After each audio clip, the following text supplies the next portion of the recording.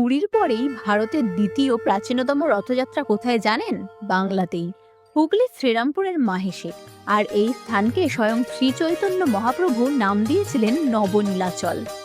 প্রায় 630 বছরের ইতিহাস বহন করছে মাহেশের জগন্নাথ মন্দির।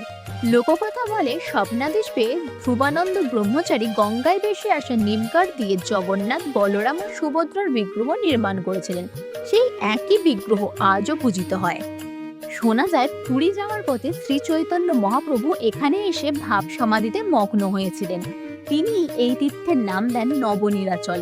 পরে এখানে এসেছিলেন শ্রী রামকৃষ্ণ পরমহংস দেব।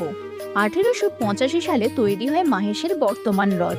প্রায় 50 ফুট উঁচু, 125 টন ওজন এবং 12টি লোহার চাকা নিয়ে এটি ভারতের অন্যতম ঐতিহাসিক রথ।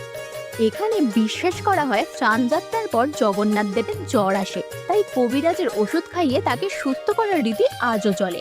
আর রথযাত্রার দিন ভক্তরা সরাসরি বিগ্রহ স্পর্শ করার বিরল সুযোগ পান। প্রতি বছর 2 লক্ষেরও বেশি ভক্ত আসেন বাংলার এই নবনীলাচলে। আপনি কি কখনো মাহেশের রথযাত্রা দেখেছেন? কমেন্টে জানান। আর এমন অজানা ইতিহাস জানতে আমাদের চ্যানেলটি ফলো করুন।